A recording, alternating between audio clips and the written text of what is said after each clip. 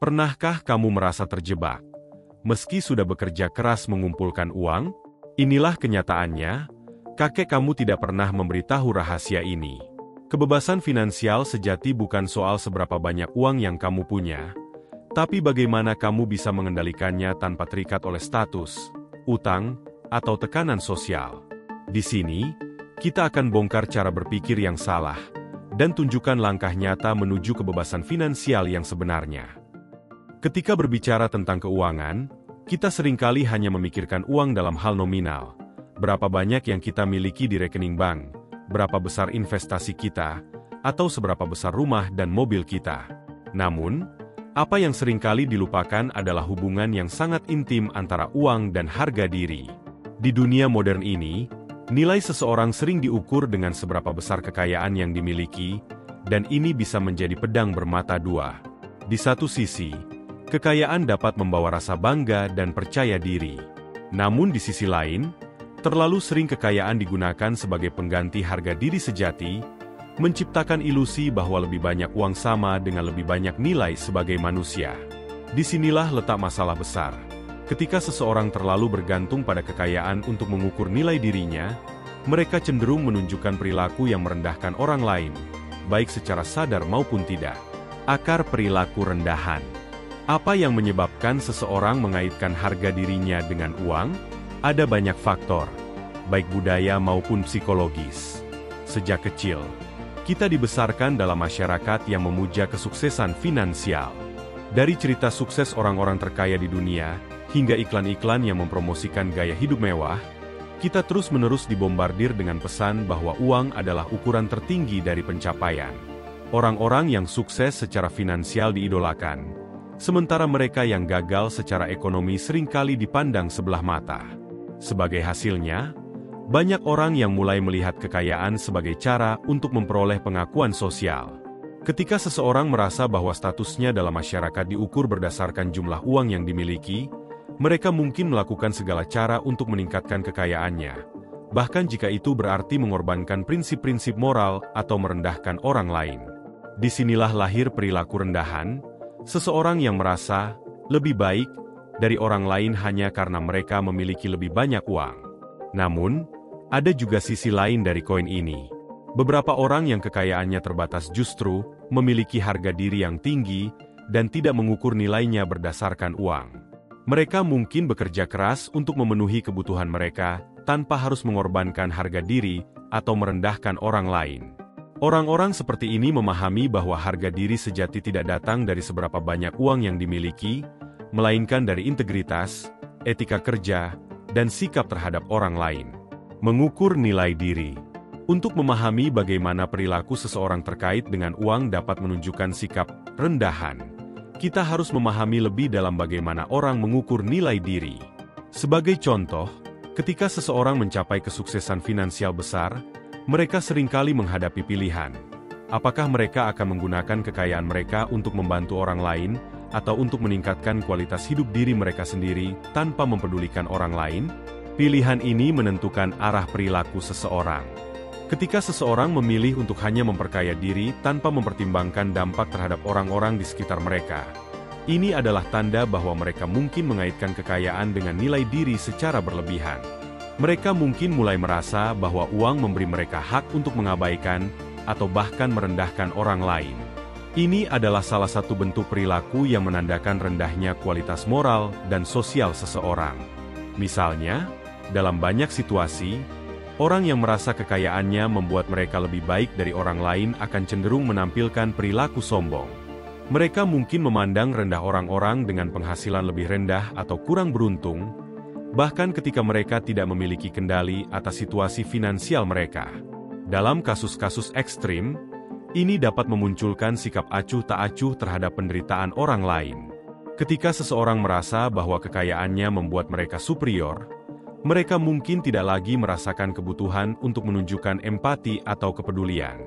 Namun, ada juga contoh-contoh positif dari orang-orang yang menggunakan kekayaan mereka untuk tujuan yang lebih besar daripada sekadar memperkaya diri sendiri. Orang-orang ini sering menggunakan uang sebagai alat untuk menciptakan perubahan positif di dunia, baik melalui filantropi, investasi sosial, atau dukungan terhadap komunitas mereka. Mereka menyadari bahwa kekayaan adalah alat yang kuat, tetapi tidak mendefinisikan siapa mereka sebagai manusia. Kekayaan dan keadilan sosial. Konsep keadilan sosial seringkali bertentangan dengan cara orang berpikir tentang kekayaan. Banyak orang yang merasa bahwa karena mereka bekerja keras untuk memperoleh kekayaan, mereka berhak mempertahankan setiap sen tanpa mempedulikan kebutuhan orang lain. Namun, di dunia yang semakin tidak merata secara ekonomi, ada argumen kuat yang menunjukkan bahwa orang kaya memiliki tanggung jawab sosial untuk membantu mengatasi ketidakadilan tersebut. Perdebatan tentang tanggung jawab sosial dan kekayaan ini mengingatkan kita pada pentingnya empati dalam menentukan nilai diri seseorang. Orang yang berpegang teguh pada harga diri yang sehat akan menyadari bahwa uang hanyalah salah satu komponen dalam hidup. Mereka yang mengukur nilai diri mereka semata-mata berdasarkan kekayaan cenderung menunjukkan perilaku yang memperkuat ketidakadilan sosial dan merugikan orang lain. Sebaliknya, orang yang memandang kekayaan sebagai tanggung jawab akan berusaha menggunakan uang mereka untuk menciptakan keseimbangan yang lebih besar dalam masyarakat. Mereka mungkin terlibat dalam proyek-proyek yang mempromosikan pendidikan, kesehatan, atau kesempatan ekonomi untuk mereka yang kurang beruntung. Sikap seperti ini adalah bukti nyata bahwa seseorang memiliki harga diri yang kokoh dan tidak merasa perlu menggunakan uang untuk merendahkan orang lain. Arah masa depan. Dalam era modern yang semakin terpolarisasi secara ekonomi, kita perlu bertanya pada diri kita sendiri. Apakah kita ingin hidup di dunia di mana nilai diri diukur semata-mata dari jumlah uang yang kita miliki? Atau, apakah kita ingin menciptakan masyarakat yang menghargai integritas, empati, dan tanggung jawab sosial di atas kekayaan pribadi? Jawaban atas pertanyaan ini akan menentukan masa depan kita sebagai individu dan sebagai masyarakat. Apakah kita akan terus membiarkan kekayaan menjadi ukuran utama nilai diri? Atau, apakah kita akan mengubah cara pandang kita tentang uang dan mulai mengukur nilai diri berdasarkan kontribusi positif yang kita buat dalam hidup orang lain? Mungkin jawabannya terletak pada keseimbangan. Kekayaan bukanlah musuh. Tetapi ketika seseorang menggunakan kekayaan sebagai alasan untuk merendahkan atau mengabaikan orang lain, mereka menunjukkan sisi paling rendah dari diri mereka. Sebaliknya, ketika seseorang menggunakan kekayaan dengan tanggung jawab dan empati, mereka menunjukkan harga diri sejati yang tidak tergoyahkan oleh seberapa banyak uang yang mereka miliki. Dunia keuangan adalah tempat di mana kekayaan dan kekuasaan seringkali digunakan sebagai instrumen untuk mengukur nilai seseorang. Namun, di balik kesuksesan finansial, ada fenomena yang jarang dibahas secara terbuka. Bagaimana kekayaan yang tidak disertai tanggung jawab sosial dapat menimbulkan perilaku rendahan. Perilaku rendahan ini bukan hanya dilihat dari jumlah uang yang dimiliki seseorang, tetapi lebih pada bagaimana seseorang menggunakan uang tersebut dan bagaimana mereka memperlakukan orang lain dalam prosesnya. Ketika berbicara tentang perilaku rendahan, tidak selalu berarti seseorang yang tidak memiliki kekayaan. Bahkan, perilaku ini sering ditemukan di kalangan orang-orang yang memiliki kekayaan, tetapi tidak tahu bagaimana memanfaatkan kekayaan mereka dengan cara yang etis. Perilaku ini tercermin dalam cara mereka memperlakukan orang lain, membuat keputusan keuangan, dan memanfaatkan kekuasaan yang mereka peroleh melalui uang. Manipulasi dan eksploitasi orang lain. Salah satu contoh paling nyata dari perilaku rendahan di dunia finansial adalah ketika seseorang menggunakan kekayaannya untuk memanipulasi atau mengeksploitasi orang lain. Ini bisa terjadi di berbagai situasi, mulai dari hubungan pribadi hingga transaksi bisnis. Orang yang menggunakan kekayaannya untuk mengeksploitasi orang lain sering merasa bahwa mereka memiliki kendali atas nasib orang lain, karena mereka memiliki sumber daya finansial yang lebih besar. Misalnya, dalam hubungan pribadi, seorang pasangan yang lebih kaya mungkin mencoba mengendalikan pasangannya yang kurang beruntung secara finansial. Mereka mungkin mengendalikan pengeluaran pasangannya, memberi batasan pada akses keuangan, atau menggunakan uang sebagai alat untuk memanipulasi keputusan hidup. Ini adalah bentuk manipulasi yang halus, tetapi sangat merusak, karena membuat satu pihak merasa tidak berdaya dan tergantung secara finansial pada pihak yang lebih kaya. Di dunia bisnis, manipulasi ini bisa terjadi dalam bentuk yang lebih terstruktur dan formal. Misalnya, Seorang pengusaha besar yang memiliki banyak modal dapat menggunakan kekayaannya untuk mengontrol pasar, menghancurkan pesaing yang lebih kecil, atau memaksakan syarat-syarat kontrak yang tidak adil. Seringkali, orang-orang ini menggunakan uang mereka untuk menutup suara-suara yang mencoba menentang mereka, dengan memberikan tawaran yang sangat besar atau ancaman halus untuk meminggirkan mereka yang lemah secara finansial.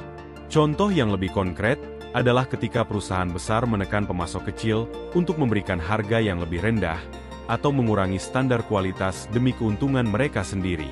Meskipun tindakan ini mungkin dianggap sebagai strategi bisnis yang sah oleh sebagian orang, sebenarnya ini adalah bentuk eksploitasi. Pemasok kecil yang tidak memiliki daya tawar yang sama, seringkali tidak punya pilihan selain menerima syarat yang merugikan. Dalam jangka panjang, hal ini dapat menyebabkan ketimpangan ekonomi yang lebih besar, di mana hanya yang kaya yang semakin kaya, sementara yang miskin semakin tertindas. Korupsi dan kekuasaan uang. Korupsi adalah bentuk lain dari perilaku rendahan yang sering terlihat di dunia keuangan. Ketika seseorang menggunakan uang mereka untuk membeli kekuasaan atau pengaruh, mereka menunjukkan kurangnya integritas moral. Korupsi tidak hanya merusak institusi-institusi publik, tetapi juga menciptakan budaya di mana kekayaan dianggap sebagai satu-satunya cara untuk mencapai tujuan, terlepas dari cara yang digunakan. Dalam banyak kasus, korupsi dapat dilihat di sektor publik, di mana pejabat pemerintah yang seharusnya melayani masyarakat malah tergoda oleh uang suap atau janji kekayaan pribadi. Hal ini tidak hanya merusak kepercayaan publik terhadap institusi, tetapi juga memperparah ketimpangan sosial. Mereka yang memiliki uang lebih banyak dapat membeli pengaruh dan keputusan yang menguntungkan mereka, sementara mereka yang tidak memiliki uang seringkali terpinggirkan dan diabaikan. Namun, korupsi tidak hanya terjadi di sektor publik.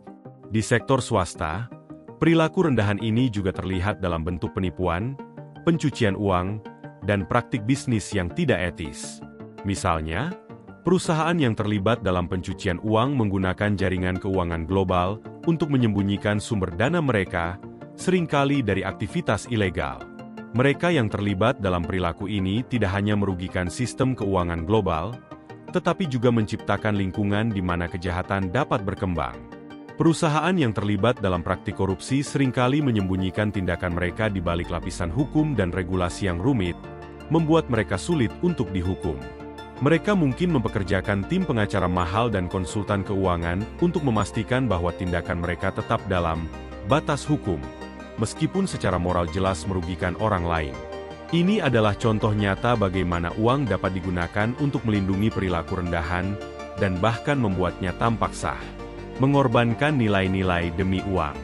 Salah satu aspek paling merusak dari perilaku rendahan di dunia keuangan adalah ketika seseorang mengorbankan nilai-nilai pribadi dan moral mereka demi uang. Ini bisa terjadi pada berbagai tingkatan, baik individu maupun perusahaan.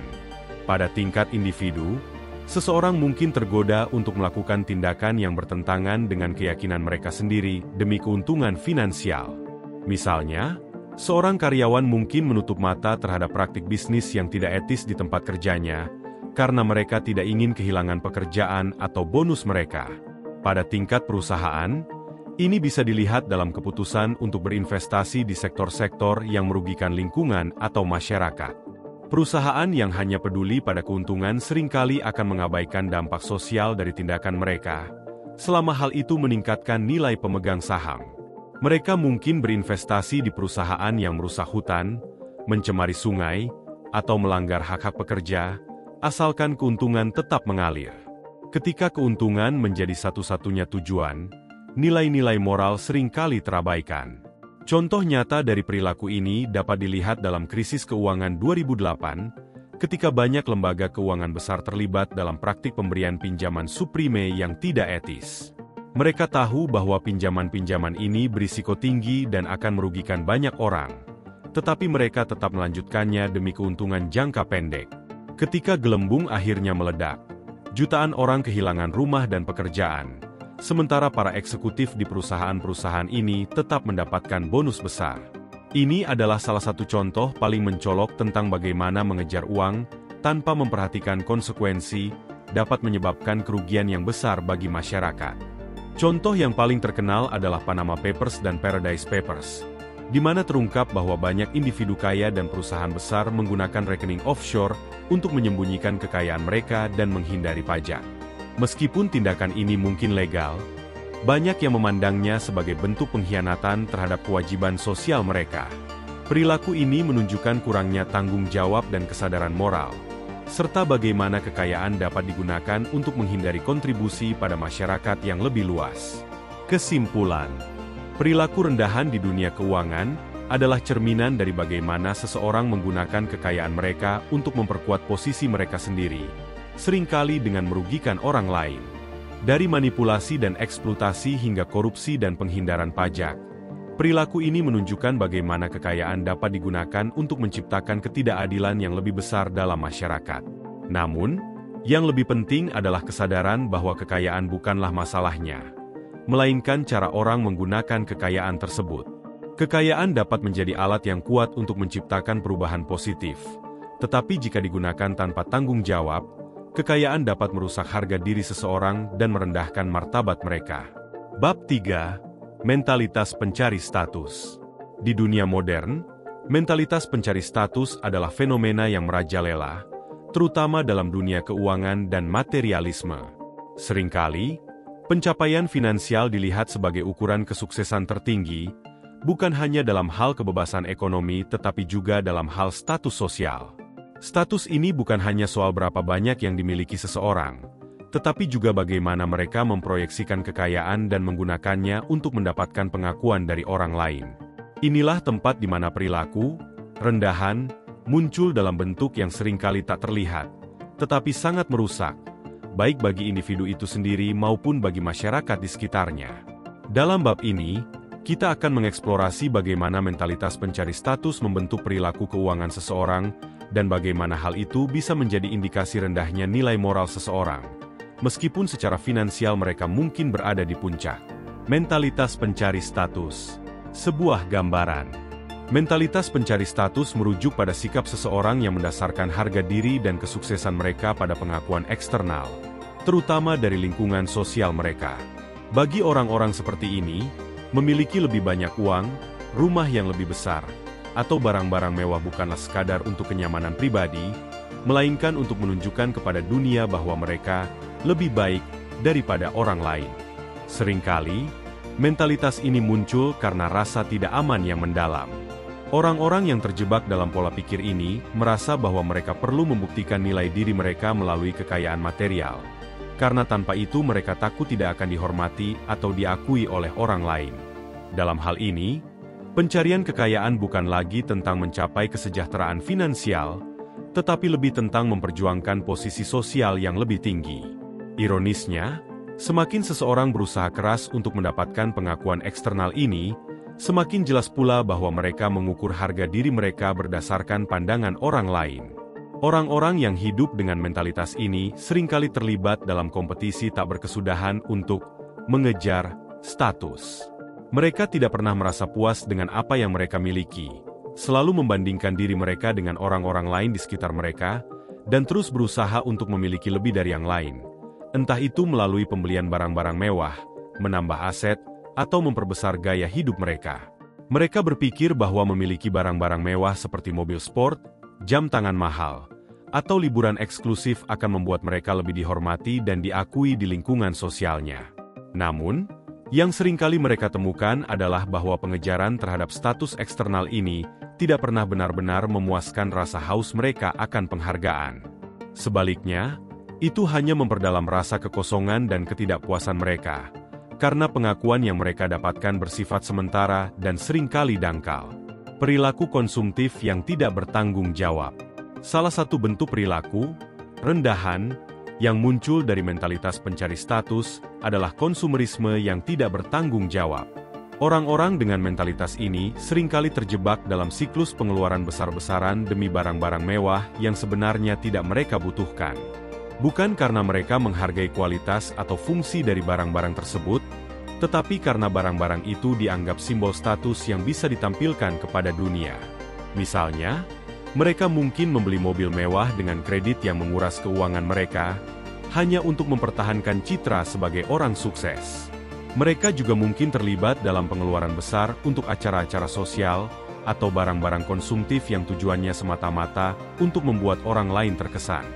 Pada titik ini, uang tidak lagi berfungsi sebagai alat untuk mencapai tujuan hidup yang berarti, tetapi menjadi instrumen untuk memenuhi ego dan mencari validasi dari orang lain.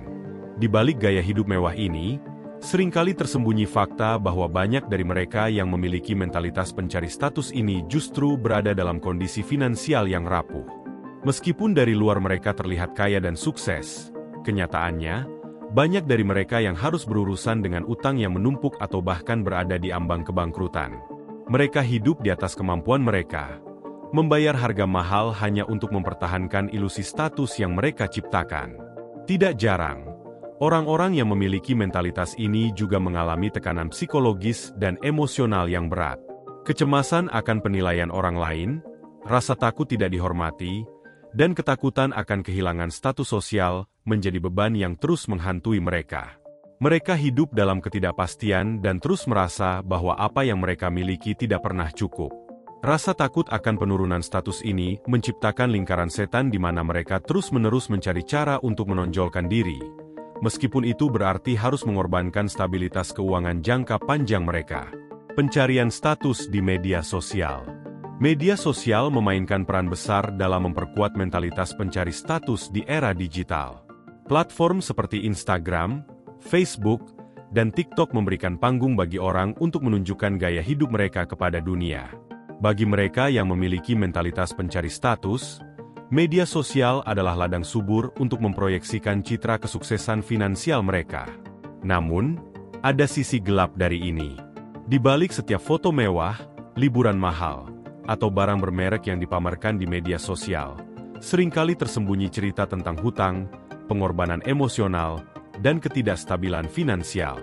Orang-orang yang terus-menerus membandingkan diri mereka dengan apa yang mereka lihat di media sosial cenderung terjebak dalam siklus tak berkesudahan untuk mencoba, menyusul, standar yang tidak realistis. Mereka lupa bahwa banyak dari apa yang mereka lihat hanyalah sebagian kecil dari kenyataan. Seringkali dipoles dan diedit agar terlihat sempurna. Ketika seseorang terjebak dalam pencarian status di media sosial, mereka mungkin mulai kehilangan jati diri mereka yang sebenarnya. Mereka tidak lagi mengejar kekayaan untuk alasan yang bermakna atau tujuan pribadi, melainkan untuk memenuhi harapan yang dibangun oleh masyarakat digital. Ini adalah salah satu bentuk perilaku yang menunjukkan kerendahan, karena seseorang mulai mendasarkan harga diri mereka pada apa yang dipikirkan oleh orang asing di internet, alih-alih berfokus pada kepuasan batin dan tujuan hidup yang lebih besar. Dampak terhadap hubungan antar manusia. Mentalitas pencari status tidak hanya memengaruhi individu secara pribadi, tetapi juga dapat merusak hubungan antar manusia. Orang yang terobsesi dengan status seringkali sulit membangun hubungan yang autentik dan mendalam dengan orang lain. Mereka cenderung melihat orang-orang di sekitar mereka melalui lensa status sosial atau keuangan, menilai nilai seseorang berdasarkan apa yang dimiliki atau bagaimana mereka tampil di depan umum. Sebagai contoh, dalam dunia bisnis, seseorang dengan mentalitas pencari status mungkin hanya mencari hubungan yang bisa meningkatkan posisi atau keuntungan mereka. Mereka mungkin berusaha mendekati orang-orang yang dianggap bernilai tinggi dari sudut pandang status sosial, sementara mengabaikan atau meremehkan mereka yang dianggap kurang berhasil secara finansial. Ini adalah bentuk perilaku rendahan yang menunjukkan kurangnya integritas dan ketulusan dalam membangun hubungan. Lebih jauh lagi, mentalitas ini dapat merusak hubungan pribadi, termasuk dalam keluarga atau pertemanan. Orang yang terjebak dalam mentalitas pencari status mungkin mulai memandang rendah anggota keluarga atau teman-teman yang tidak memiliki kekayaan yang sama. Mereka bisa menjadi sombong dan menganggap bahwa hanya karena mereka lebih kaya, mereka lebih berhak untuk dihormati atau dikagumi. Pada saat yang sama, hubungan yang didasarkan pada status seringkali rapuh. Karena ketika status seseorang berubah, misalnya, ketika mereka kehilangan kekayaan, hubungan tersebut juga akan hancur. Menghindari mentalitas pencari status. Untuk menghindari terjebak dalam mentalitas pencari status, seseorang harus memahami nilai diri mereka yang sejati tidak berasal dari kekayaan atau status sosial, melainkan dari siapa mereka sebagai individu dan kontribusi positif yang mereka berikan kepada dunia. Kekayaan dan prestasi finansial adalah hal yang baik. Tetapi jika itu menjadi satu-satunya sumber harga diri, seseorang akan selalu merasa tidak cukup. Cara terbaik untuk melawan mentalitas ini adalah dengan membangun rasa percaya diri yang sehat, yang tidak bergantung pada pengakuan eksternal. Fokuslah pada nilai-nilai intrinsik, seperti integritas, empati, dan ketulusan. Temukan makna dalam hubungan yang otentik, dalam pekerjaan yang memberi dampak positif, dan dalam pencapaian yang didasarkan pada tujuan yang lebih besar daripada sekadar status sosial. Bab 4. Kebebasan sejati di dunia finansial. Setelah mempelajari bagaimana perilaku rendahan, mentalitas pencari status, dan berbagai bentuk manipulasi di dunia finansial dapat menjerumuskan seseorang, kita sampai pada pertanyaan penting. Bagaimana seseorang bisa meraih kebebasan sejati di dunia keuangan? Di dunia yang seringkali menilai kesuksesan berdasarkan seberapa banyak uang yang dimiliki, kebebasan sejati bukan tentang memiliki lebih banyak uang, tetapi lebih tentang bagaimana seseorang mengelola kekayaan dan sumber dayanya dengan penuh kesadaran, tanggung jawab, dan integritas. Kebebasan finansial sejati tidak diukur oleh seberapa kaya seseorang, tetapi oleh seberapa besar kendali yang mereka miliki atas keputusan-keputusan hidup mereka, tanpa harus terjebak dalam tekanan sosial, obsesi pencarian status, atau manipulasi keuangan. Bab ini akan mengungkapkan bagaimana seseorang bisa mencapai kebebasan finansial sejati dengan fokus pada nilai-nilai yang lebih dalam daripada sekadar kekayaan material. Mengapa uang tidak sama dengan kebebasan? Salah satu kesalahpahaman terbesar dalam dunia keuangan adalah bahwa uang selalu berbanding lurus dengan kebebasan. Banyak orang percaya bahwa semakin banyak uang yang mereka miliki, semakin bebas mereka dalam mengambil keputusan hidup. Namun, kenyataannya, banyak individu yang memiliki kekayaan besar justru merasa lebih terbelenggu oleh uang mereka daripada mereka yang memiliki lebih sedikit. Mengapa ini terjadi? Pertama, semakin banyak uang yang dimiliki seseorang, semakin kompleks pula tanggung jawab yang datang dengan kekayaan tersebut. Mereka harus mengelola investasi, menghadapi risiko finansial yang lebih besar, dan seringkali mereka menjadi target eksploitasi dari orang lain yang ingin mendapatkan bagian dari kekayaan mereka. Hal ini menyebabkan tekanan mental dan emosional yang besar, yang pada akhirnya membatasi kebebasan mereka. Kedua, orang yang terjebak dalam mentalitas pencari status seringkali menggunakan uang mereka untuk membangun dan mempertahankan citra yang mereka ingin proyeksikan kepada dunia. Ini berarti bahwa mereka terus-menerus merasa tertekan untuk mempertahankan gaya hidup yang mungkin sebenarnya tidak sesuai dengan nilai-nilai sejati mereka. Mereka tidak bebas untuk hidup sesuai dengan keinginan mereka sendiri, karena mereka terjebak dalam siklus untuk memenuhi ekspektasi sosial dan menjaga penampilan yang seringkali rapuh dan superficial. Sebaliknya, kebebasan sejati di dunia keuangan datang ketika seseorang mampu mengendalikan uang mereka dan membuat keputusan yang mencerminkan nilai-nilai pribadi, tanpa dipengaruhi oleh tekanan eksternal atau obsesi untuk mengejar status. Pengelolaan uang yang bertanggung jawab. Langkah pertama menuju kebebasan sejati adalah memiliki pengelolaan uang yang bertanggung jawab. Pengelolaan ini tidak hanya mencakup keterampilan teknis dalam mengatur anggaran, menabung, atau berinvestasi, tetapi juga melibatkan kesadaran tentang bagaimana keputusan finansial dapat memengaruhi kualitas hidup dan kesejahteraan mental seseorang. Orang yang benar-benar bebas dalam hal keuangan adalah mereka yang tidak terikat oleh utang konsumtif, tidak terjebak dalam siklus pengeluaran berlebihan, dan tidak perlu bergantung pada kekayaan material untuk merasa puas. Mereka tahu bagaimana menggunakan uang sebagai alat untuk mencapai tujuan hidup mereka, bukan sebagai tujuan itu sendiri. Mereka memahami bahwa uang memiliki batasan dalam memberikan kebahagiaan, dan mereka tidak terjebak dalam ilusi bahwa memiliki lebih banyak uang otomatis akan membawa kehidupan yang lebih baik. Pengelolaan uang yang bertanggung jawab juga berarti membuat keputusan yang sesuai dengan nilai-nilai moral dan sosial. Orang yang bebas secara finansial tidak hanya memikirkan keuntungan pribadi mereka, tetapi juga dampak dari keputusan keuangan mereka terhadap lingkungan, masyarakat, dan generasi mendatang. Mereka memilih untuk berinvestasi dalam hal-hal yang memiliki dampak positif, baik secara sosial maupun lingkungan, dan mereka menghindari praktek-praktek bisnis yang merusak atau eksploitatif. Menghindari perangkap mentalitas konsumtif. Mentalitas konsumtif adalah salah satu hambatan terbesar menuju kebebasan finansial sejati. Di dunia yang semakin didorong oleh iklan, media sosial, dan budaya materialistis, sangat mudah untuk terjebak dalam pola pikir bahwa memiliki lebih banyak barang atau menikmati gaya hidup mewah adalah tanda keberhasilan. Namun, pola pikir ini justru seringkali menjadi sumber ketidakbahagiaan. Kebebasan sejati datang ketika seseorang mampu membedakan antara kebutuhan dan keinginan. Orang yang bebas finansial tidak tergoda oleh dorongan untuk membeli barang-barang hanya karena orang lain memilikinya, atau karena ingin tampil lebih kaya.